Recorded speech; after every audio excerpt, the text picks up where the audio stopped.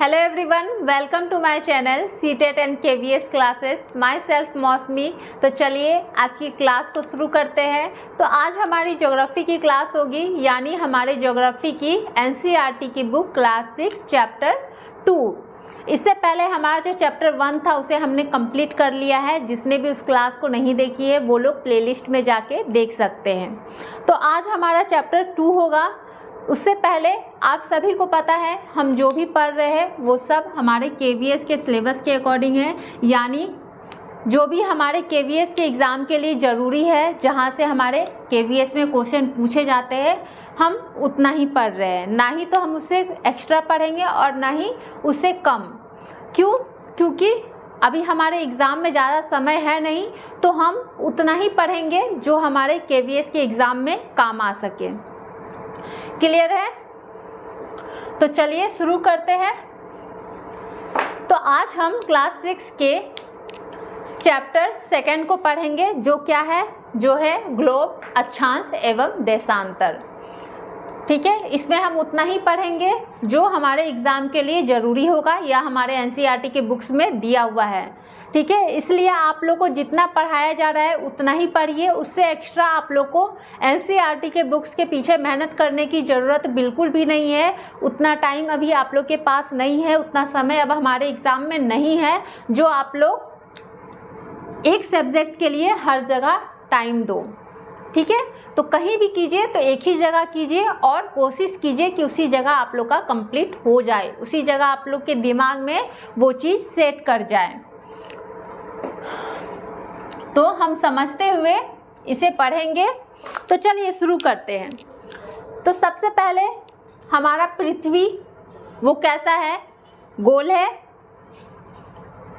हमारा पृथ्वी कैसा है? गोल है।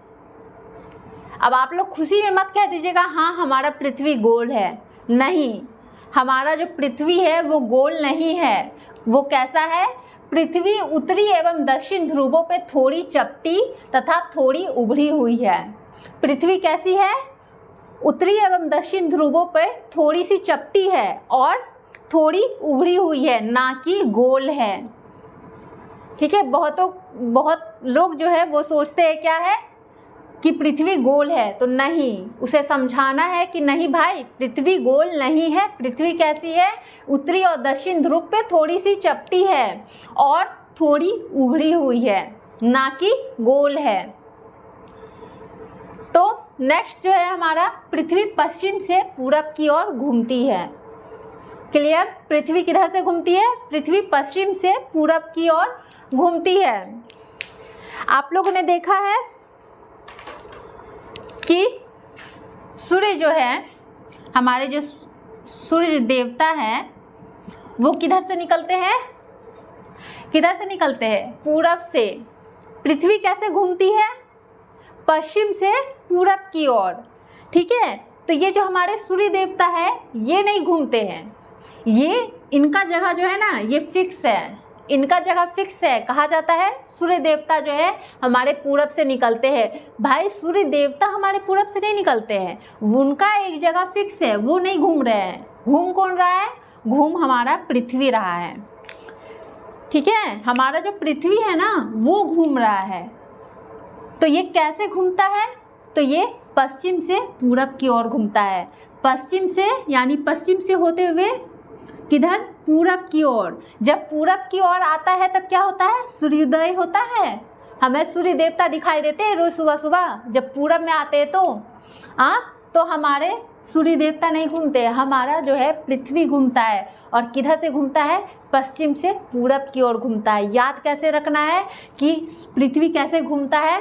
तो याद रखिएगा कि सूर्य जो है वो पूरब से निकलता है, यानी कि हम पश्चिम से होते हुए पूरब में जाते हैं। पश्चिम से होते हुए हम लोग क्या करते हैं? पूरब में जाते हैं, तभी तो सूर्य निकलता है ना। तो ध्यान रहेगा, पृथ्वी जो है पश्चिम से पूरब की ओर जाता है। क्लियर? चलिए नेक्स्ट पॉइंट, विषुवत-वृत्त। अब विषुवत-वृत्त क्या है? यह एक काल्पनिक रेखा है जो ग्लोब को 2 बराबर भागों में बांटती है, जिसे विषुवत-वृत्त कहा जाता है। विषुवत-वृत्त क्या है?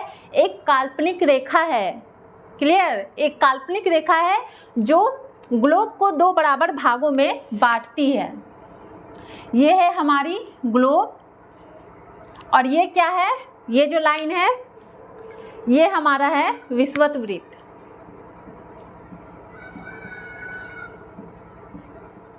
ये है हमारा, ये जो काल्पनिक रेखा है ये है हमारा विषुवत-वृत्त। तो ये क्या कर रहा है, ग्लोब को दो भागों में बांट रहा है। ये विषुवत-वृत्त क्या कर रहा है, ये एक काल्पनिक रेखा है जो पृथ्वी को, ये पृथ्वी जो है जो ग्लोब को, सॉरी ये क्या है, ये विषुवत-वृत्त है, यानी एक काल्पनिक रेखा है जो क्या कर रहा है, ग्लोब को दो बराबर भागों में बांट रहा है। ये क्या है, ये हमारा ग्लोब है और इसको दो बराबर भागों में बांट रहा है। कौन, ये विषुवत-वृत्त। क्लियर? अक्षांशों को अंश में मापा जाता है। अक्षांश को कैसे मापा जाता है, तो अक्षांश को अंश में मापा जाता है। विषुवत-वृत्त शून्य अंश अक्षांश को दर्शाता है। विषुवत-वृत्त क्या करता है, शून्य अंश अक्षांश को, शून्य अंश अक्षांश को दर्शाता है। इस प्रकार 90 अक्षांश उत्तरी अक्षांश और उत्तर ध्रुव को दर्शाता है। क्या होता है, 90 अंश जो होता है वो उत्तरी अक्षांश को यानी उत्तर ध्रुव को दर्शाता है और 90 अंश जो होता है वो क्या करता है, दक्षिणी अक्षांश यानी दक्षिण ध्रुव को दर्शाता है। ठीक है, जैसे देख लेते हैं कैसे। ये क्या है हमारा, ये क्या है हमारा उत्तर ध्रुव, ये है हमारा उत्तर ध्रुव।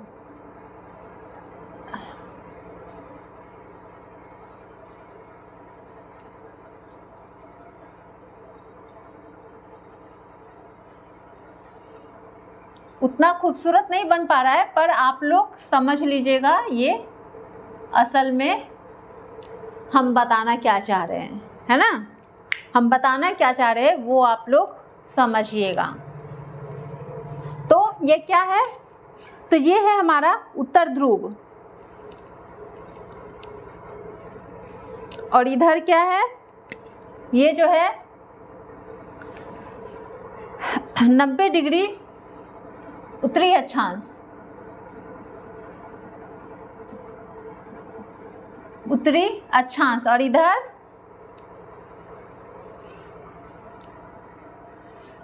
90 डिग्री दक्षिणी अक्षांश। कुछ समझ आ रहा है, कुछ समझ आ रहा है। यह हमारे ग्लोब के जैसा हमारा दिमाग भी गोल हो रहा है ना। तो चलिए समझते हैं। गोल नहीं करना है, हमें समझना है, ठीक है। अब ऐसा नहीं है, रटना नहीं है, रटने वाला काम हम लोग नहीं करते, ठीक है। हम लोग समझने वाला काम करते हैं। तो ये क्या है, ये जो आपका है, ये जो लाइन है आपका, ये जो लाइन बना हुआ है आपका, ये क्या है, ये है हमारा 1 मिनट। तो ये क्या है हमारा, ये है हमारा अक्षांश रेखा। क्लियर? ये जो इस तरह से बना हुआ रहता है, ये जो लाइनिंग रहती है हमारे ग्लोब पे, ये होती है हमारी अक्षांश रेखाएं होती है। क्लियर? इस तरह जो होती है ये हमारे अक्षांश रेखाएं होती है। तब यहाँ क्या बोला गया है, इस पॉइंट को देखिए। विषुवत-वृत्त शून्य अंश अक्षांश को दर्शाती है। इस प्रकार 90 अंश उत्तरी अक्षांश, ठीक है, क्या गया, ये जो 90 अंश था ये कहाँ चला गया है, उत्तरी अक्षांश में, यानी ये जो है उत्तरी अक्षांश में चला गया है। और इधर ये जो 90 डिग्री है यानी 90 अंश है, वो कहाँ चला आया है, वो दक्षिणी ध्रुव को दर्शाता है। ये यानी ये किसको दर्शा रहा है, ये दक्षिणी अक्षांश दक्षिणी ध्रुव को दर्शा रहा है। अब ये हमारा क्या हो गया है, ये बीच में ये जो लाइन है आपका, ये क्या है, ये लाइन, ये आपका विषुवत-वृत्त है, ठीक है, ये विषुवत-वृत्त है। अब इसके ऊपर वाला जो है ये उत्तरी अक्षांश जो है, और ये जो नीचे वाला है ये क्या है, ये है दक्षिणी अक्षांश, यानी जो आपके दक्षिणी ध्रुव को दर्शाता है। दोनों कितना होता है, 90 डिग्री उत्तरी अक्षांश होता है और 90 डिग्री क्या होता है, दक्षिणी अक्षांश होता है। क्लियर है? तो आपका विषुवत जो होता है, सॉरी अक्षांश जो होता है ऐसी जो लाइनिंग होती है ये होती है आपकी अक्षांश रेखाएं। और देशांतर कैसी होती है? देशांतर, अब इसी में जो आप लोग इस तरह की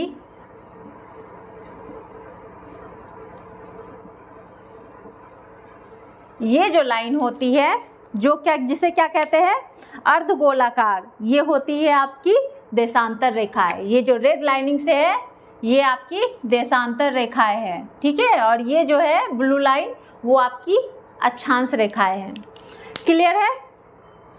यहाँ तक बीच में है विषुवत और इसके ऊपर जो क्या है 90 अंश उत्तरी अक्षांश उत्तर ध्रुव को दर्शाता है। ये ऊपर है आपके विषुवत वृत्त के ऊपर का जो 90 है, 90 अंश उत्तरी अक्षांश को दिखा रहा है।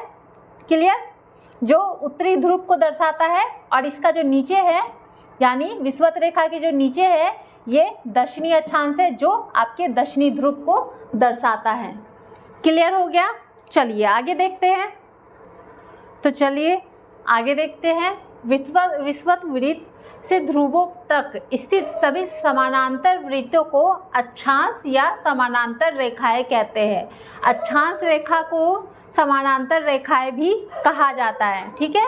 तो विषुवत वृत्त से ध्रुव तक स्थित सभी जो समानांतर रेखा होती है यानी समानांतर वृत्तों को अक्षांश कहते हैं। आप सभी को दिखा दिया गया है। अक्षांश जो है वो ये जो है ये क्या है, ये है आपकी अक्षांश रेखा है। क्लियर है? अब यह एक कोण एंगल है। क्या है? अक्षांश जो है वो क्या है, यह एक कोण यानी एंगल है। यह एंगल पृथ्वी के केंद्र पर बनता है, ठीक है। अब अक्षांश क्या है, ये एक कोण है यानी एक एंगल है। जैसे तो यहाँ देखिए ये जो एंगल बना हुआ है, ये जो हमारा एंगल है, ये जो एंगल बना है ये क्या है, इस एंगल को क्या कहते हैं, इस एंगल को अक्षांश कहते हैं, ठीक है। ये अक्षांश होता है। ये कहाँ बना होता है, ये पृथ्वी के केंद्र पर बना होता है। यानी ये जो केंद्र है पृथ्वी का यहाँ पे बना होता है। ये क्या है, केंद्र है। क्लियर? ये है केंद्र है और ये क्या है, ये है आपकी अक्षांश। यानी इस एंगल को क्या कहते हैं, ये जो एंगल बना है इसको अक्षांश कहते हैं। क्लियर? 90 डिग्री अक्षांश नॉर्थ में और 90 डिग्री अक्षांश साउथ में, इसे पहले भी बताया गया है। ये है हमारा विषुवत वृत्त जिसके ऊपर जो है 90 डिग्री और नीचे 90 डिग्री दक्षिणी अक्षांश जो दक्षिणी ध्रुव को दर्शाता है और ये उत्तरी अक्षांश जो उत्तरी ध्रुव को दर्शाता है। क्लियर है? तो ये जो कोण बनता है इसी कोण को क्या कहते हैं, इसी एंगल को क्या कहते हैं, अक्षांश कहते हैं। क्लियर है यहाँ तक? चलिए नेक्स्ट है, पृथ्वी के केंद्र पर बनने वाले कोण को अक्षांश कहते हैं। यानी ये पृथ्वी का ये केंद्र पे बना है ना कोण, इसे ही अक्षांश कहते हैं। केंद्र मतलब पृथ्वी के अंदर, वो दिख नहीं सकता है, वो कहाँ होता है, वो पृथ्वी के अंदर होता है। जैसे ये पेन है ना, इसके अंदर केंद्र पे यानी इसके अंदर, ठीक है। यानी कि इसके अंदर। अब आप अंदर कैसे देखोगे, बाहर से दिखेगी क्या, नहीं दिखेगी, इसके अंदर है। यानी बीच में जो केंद्र होती है वहाँ पे ये कोण बनती है जिसे अक्षांश कहते हैं। क्लियर है? तो पृथ्वी के केंद्र पर बनने वाले कोण को अक्षांश कहते हैं। जो कोण पृथ्वी के केंद्र पे बनती है उसे अक्षांश कहते हैं। पृथ्वी अपने अक्ष पे 23.5 डिग्री जो है झुकी होती है। कितनी? पृथ्वी अपने अक्ष पे 23.5 डिग्री झुकी होती है और अपने तल के साथ 66.1/2 डिग्री जो है झुकी होती है। क्लियर है? ध्यान रखिएगा इस चीज़ को। जैसे ये पृथ्वी है, ठीक है, ये क्या होता है, अपने अक्ष पे क्या होती है 23.1/2 डिग्री जो है 23.5 डिग्री जो है झुकी होती है और अपने तल के साथ, ये तल के साथ उल्टा हो गया, 1 मिनट। तो यहाँ पे क्या है, पृथ्वी अपने अक्ष पे 23.23 डिग्री जो है झुकी होती है और अपने तल के साथ 66.5 डिग्री जो है वो झुकी होती है अपने तल के साथ। क्लियर है यहाँ तक? आगे देखते हैं। चलिए आगे देखते हैं। घबराना नहीं है, अच्छे से समझना है, ठीक है। इसी क्लास में हम बहुत अच्छे से समझ जाएंगे, तो ध्यान दीजिएगा। ये क्या है, ये हमारा ग्लोब है, ठीक है। ये जो है, ये जो लाइन है, ये आपका क्या है, ये आपका विषुवत वृत्त है, ठीक है। ये क्या है, ये विषुवत वृत्त है या फिर भूमध्य रेखा, इसको भूमध्य रेखा भी कहा जाता है। क्लियर? विषुवत वृत्त को भूमध्य रेखा भी कहा जाता है। तो ये बीच में हमारा विषुवत वृत्त हो गया 0 डिग्री।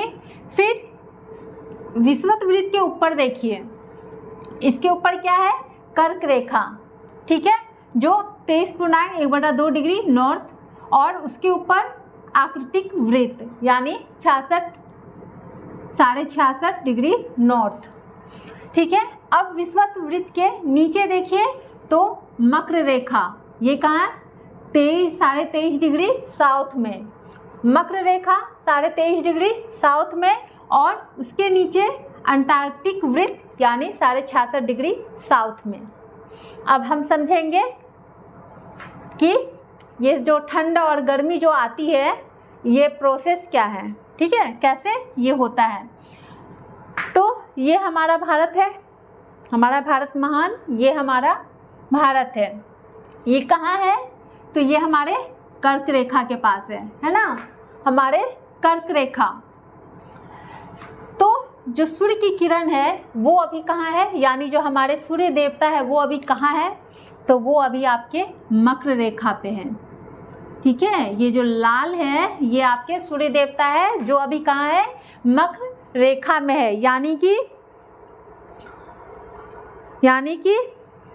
मकर रेखा में है। तो 22 दिसंबर क्या यहाँ होगा, यहाँ ठंड होगा, ठीक है, यहाँ पे क्या होगा, ठंड होगा। अभी हमारे सूर्य देवता कहाँ है, यहाँ मकर रेखा पे है, ठीक है। 22 दिसंबर यानी सबसे ज़्यादा ठंड जो पड़ता है, ठंड जो होता है वो आपका दिसंबर में, ठीक है। जब मकर रेखा में रहेगा तो 22 दिसंबर।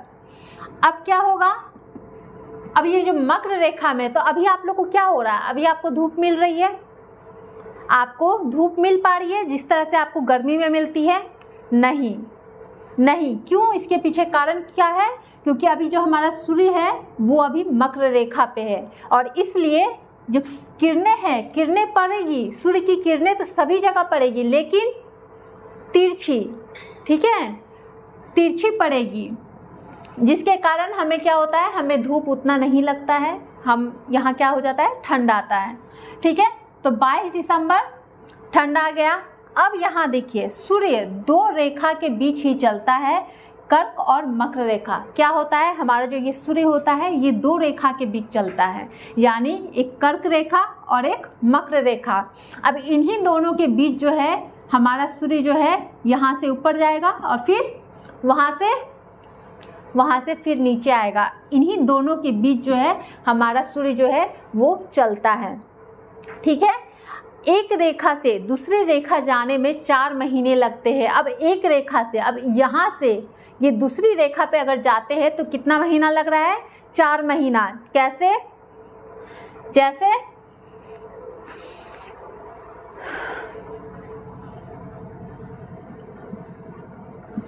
जैसे एक रेखा से दूसरे रेखा जाने में कितना महीना लगता है, 4 महीना। किस तरह से, हमारा 12 मंथ होता है और ये जो 3 लाइनिंग है, ये हमारा विषुवत रेखा एक लाइन, ये हमारे कर्क रेखा और ये हमारा मकर रेखा, ठीक है, ये हमारा मकर रेखा। तो क्या करेंगे हम इसमें 3 से डिवाइड कर देंगे, ठीक है, यानी कि 4 मंथ। समझ आ रहा है कैसे हुआ? कर्क एक रेखा से दूसरी रेखा पे जाने में 4 महीना लगता है, यानी ये जो सूर्य है इसको यहाँ से यहाँ जाने में कितना महीना लग रहा है, 4 महीना लग रहा है। कैसे? ये हमारा जो महीना होता है कितना 12, और जो रेखा है आपकी, रेखाएं कितनी है 3। आपकी जो रेखा है ये कितनी है, एक मकर रेखा, एक ये विषुवत और एक कर्क, 3 रेखाएं हैं। ठीक है, इसी के बीच में आपके सूर्य जो है क्या करते हैं, चलता है। ठीक, तो 3 रेखाएं हैं तो डिवाइड कर दीजिए 4 मंथ, यानी कि एक रेखा से एक रेखा पे जाने में 4 महीना समय लगता है। क्लियर है? तो सूर्य 2 रेखा के बीच चलता है, और कर्क और मकर रेखा इसके बाद कर्क और मकर रेखा पे, यानी सूर्य 2 रेखाओं पे 2 रेखा, एक कर्क रेखा और मकर रेखा, इसी रेखाओं से के बीच चलता है। लेकिन क्या होता है, इसकी रोशनी जो है सब जगह पड़ती है, कैसी, तिरछी पड़ती है। ठीक है, यानी कि तिरछी रोशनी पड़ती है, यानी कि धूप नहीं लगता है। इसकी रोशनी तो सब जगह पड़ती है, लेकिन कैसी, तिरछी रोशनी पड़ती है। जैसे शाम के समय रोशनी रहती है, धूप नहीं लगता। जब शाम होता है तो क्या होता है, रोशनी तो पड़ती है, धूप की किरणें तो पड़ती है, लेकिन उसमें क्या रहता है, सिर्फ रोशनी रहती है, उसमें धूप नहीं होता है। वो आपको क्या होगा, धूप नहीं लगेगा। ठीक है, वैसे ही सूर्य की किरण तो सब जगह पड़ती है, लेकिन वो जो धूप होता है वो नहीं लगता है, तिरछी पड़ती है, सब जगह पड़ती है लेकिन तिरछी पड़ती है। और सूर्य जो है वो कर्क रेखा से मकर रेखा, इसी के बीच चलता रहता है, और एक रेखा से दूसरे रेखा जाने में 4 महीने का समय लगता है। यानी इस रेखा से अगर इस रेखा पे जाना है तो 4 महीना लगेगा, फिर इससे अगर यहाँ जाना है कर्क रेखा पे तो 4 महीने का समय लगता है। तो अब क्या होगा, अब तो हमारा सूर्य कहाँ है, अभी मकर रेखा पे है, यानी 22 दिसंबर। ठीक है, 22 दिसंबर यानी कि ठंड रहेगी। अब क्या होगा, अब ये क्या करेगा, अब ऊपर जाएगा, यहाँ से कहाँ जाएगा, ऊपर जाएगा। तो अब हमारा सूर्य कहाँ आया, यहाँ आया, 4 महीना समय लगा। 4 महीना जब यहाँ पे 22 दिसंबर में है, 22 दिसंबर को अगर यहाँ है तो 4 महीना यानी दिसंबर, जनवरी, फरवरी, मार्च, यानी क्या हो गया आपका मार्च। अब यहाँ हो जाएगा आपका मार्च। ठीक है, यानी सूर्य कहाँ आ गए, अब मार्च में आपके जो सूर्य है वो यहाँ आ गए। यानी ये जो 21 मार्च है, इस समय आपका मौसम कैसा रहेगा, नॉर्मल रहेगा। ठीक है, इस समय जो आपका मौसम है वो कैसा रहेगा, नॉर्मल रहेगा, यानी बीचों बीच। ठीक है, ना ही ज़्यादा गर्मी पड़ेगी और ना ही ज़्यादा ठंड पड़ेगी। ठीक है, बीच में रहेगी। मार्च का समय कैसा होता है, ना ही उतनी गर्मी होती है और ना ही उतना सर्दी होता है। ठीक है, अब हमारे सूर्य तो यहाँ आ गए। अब फिर यहाँ से कहाँ जाएंगे, फिर इस रेखा से इस रेखा पे जाएंगे। कितना महीने का समय लग रहा है, 4 महीने का। तो जब 21 मार्च को यहाँ है तो मार्च से अब यहाँ जाने में कितना लगेगा, मार्च, अप्रैल, मई, जून, 4 मंथ हो गया। तो अब जून में कहाँ आ जाएंगे सूर्य, अब जून में सूर्य जो है वो यहाँ आ गए, हमारे भारत में आ गए। तो क्या पड़ेगा जून में, अब हमारे भारत में जब आ गए तो क्या हो रहा है, गर्मी बहुत ज़्यादा होगी। ठीक है, गर्मी क्या होगी, बहुत ही ज़्यादा होगी, यानी 21 जून। अब 21 जून को क्या होता है, गर्मी बहुत ज़्यादा, बहुत उसकी धूप जो होती है बहुत भयानक वाली गर्मी होती है। तो क्यों होती है, क्योंकि सूर्य जो है वो हमारे कर्क रेखा पे आ गया है, और कर्क रेखा ये जो हमारा भारत है अब यहाँ आ गया है, यानी गर्मी भयानक पड़ने वाली है। अब फिर यहाँ से जो सूर्य है वो कहाँ जाएगा, वो किधर जाएगा, ऊपर जाएगा या नीचे जाएगा, वो नीचे जाएगा। क्यों, क्योंकि हमारा सूर्य जो होता है वो कर्क रेखा से मकर रेखा के बीच ही चलता है, वो ऊपर नहीं जाएगा, कर्क और मकर के बीच में चलता है, तो फिर नीचे आएगा। अब फिर नीचे आने में कितना मंथ लग रहा है, तो फिर लगेगा 4 मंथ। दूसरी रेखा पे आने पे 4 मंथ लग रहा है। तो अब 21 जून को यहाँ है तो फिर नीचे आने में जून, जुलाई, सितंबर, अक्टूबर। अक्टूबर में आपका कहाँ आ जाएगा, 1 मिनट,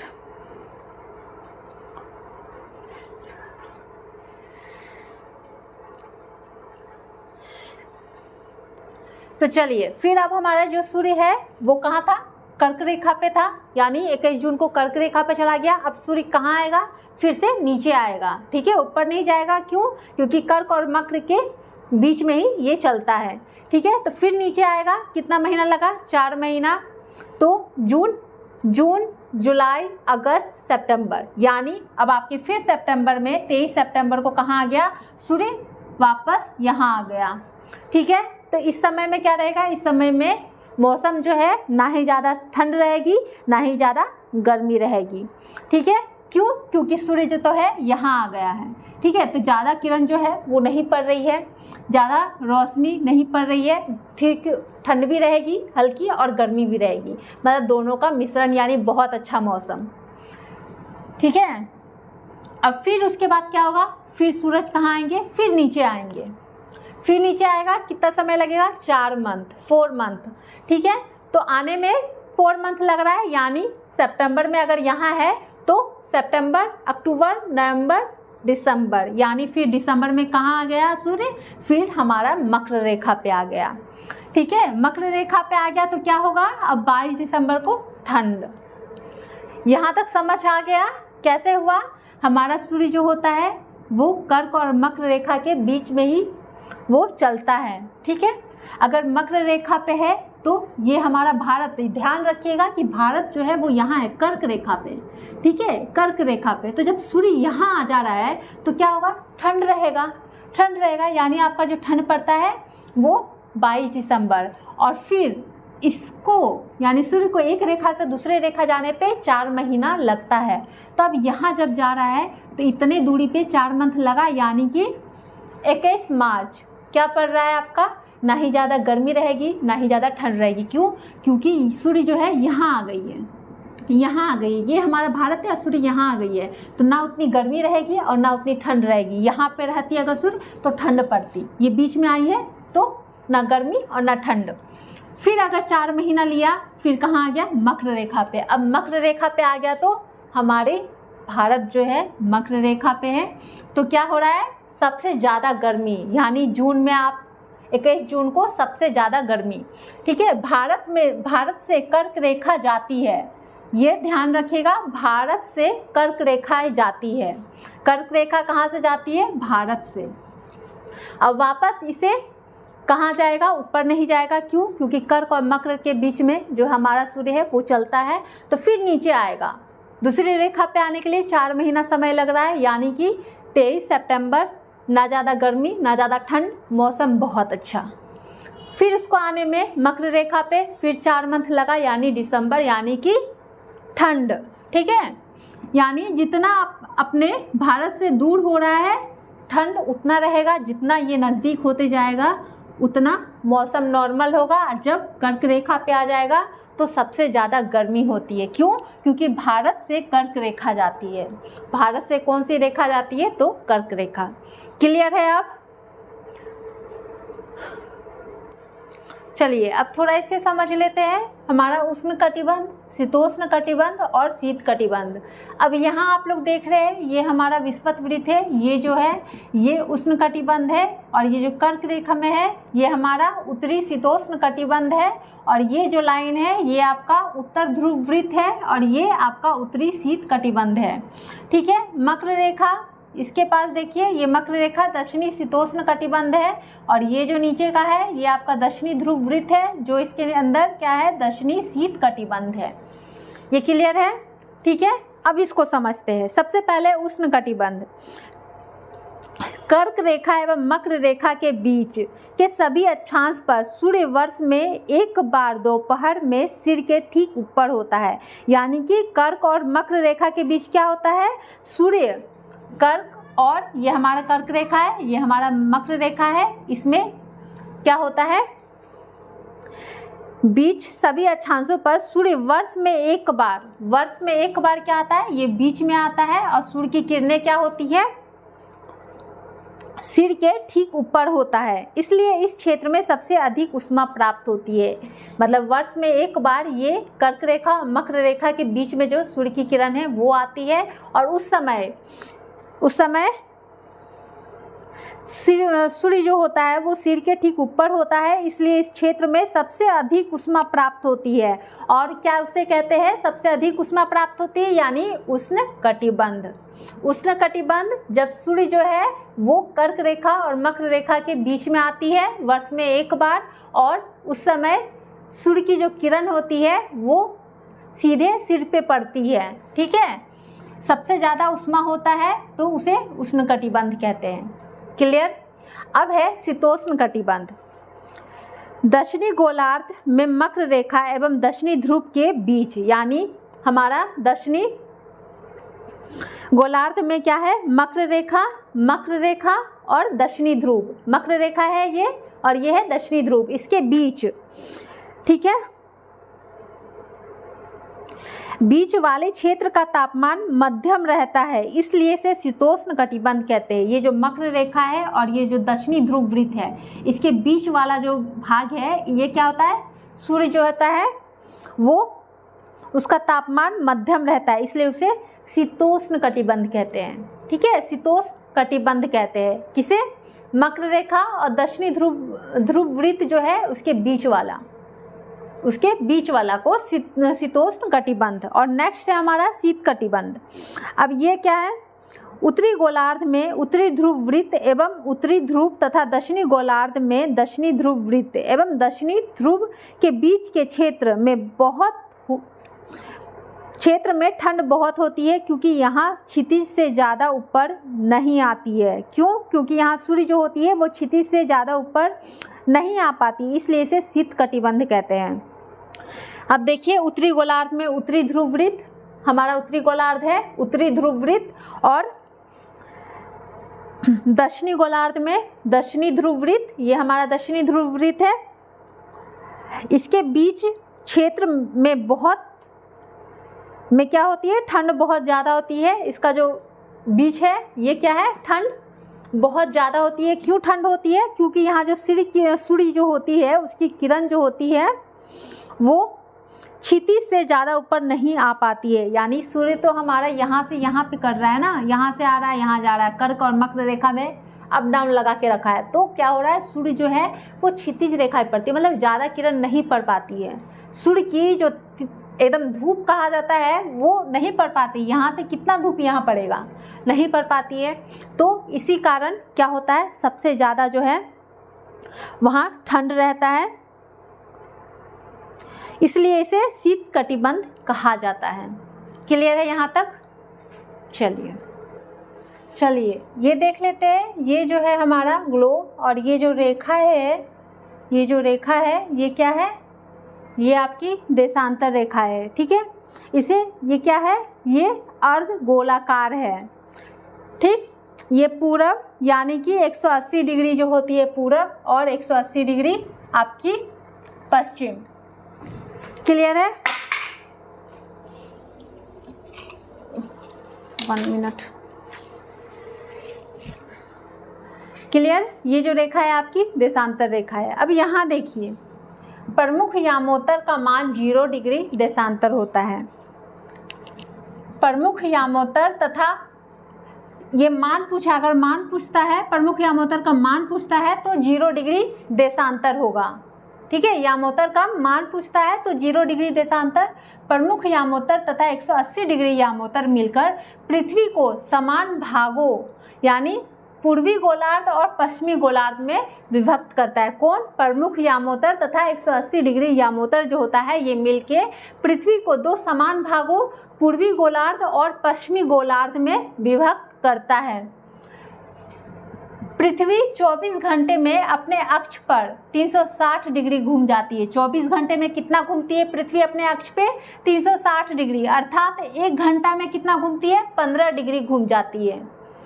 24 घंटे में अपने अक्ष पे 360 डिग्री घूमती है और 1 घंटे में 15 डिग्री घूम जाती है, और 4 मिनट में 1 डिग्री घूमती है। क्लियर है? 4 मिनट में कितना घूमती है? 1 डिग्री घूमती है। यानी अगर पूछा जाता है 1 डिग्री घूमने में कितना समय लगता है, तो 4 मिनट का समय लगता है। इसे याद रखिएगा, ध्यान में रखिएगा। अब ये एक पॉइंट देख लीजिए, रूस में 11 मानक समयों को अपनाया गया है। कितने मानक समय को अपनाया गया है रूस में? तो रूस में 11 मानक समय को अपनाया गया है। क्लियर है? तो पृथ्वी का पता हो गया, 24 घंटे में अपने अक्ष पे 360 डिग्री घूम जाती है, 1 घंटा में 15 डिग्री, तो 4 मिनट में 1 डिग्री, यानी 1 डिग्री घूमने में कितना समय लगाती है? 4 मिनट का समय लगाती है। और रूस को 11 मानक समय में अपनाया गया है। क्लियर? तो आपका ये चैप्टर जो है ये कंप्लीट। अब इससे बाहर आप लोग को उतना डिटेल्स में पढ़ने की ज़रूरत नहीं है, आपके KVS के एग्ज़ाम के लिए इतना समझना काफ़ी था। ठीक है? तो कोई भी प्रॉब्लम हो समझने में या फिर किसी भी चीज़ से रिलेटेड तो कमेंट्स में ज़रूर बताइएगा, और वीडियो पसंद आई हो तो वीडियो को लाइक, शेयर और चैनल को सब्सक्राइब ज़रूर कीजिएगा। Thank you.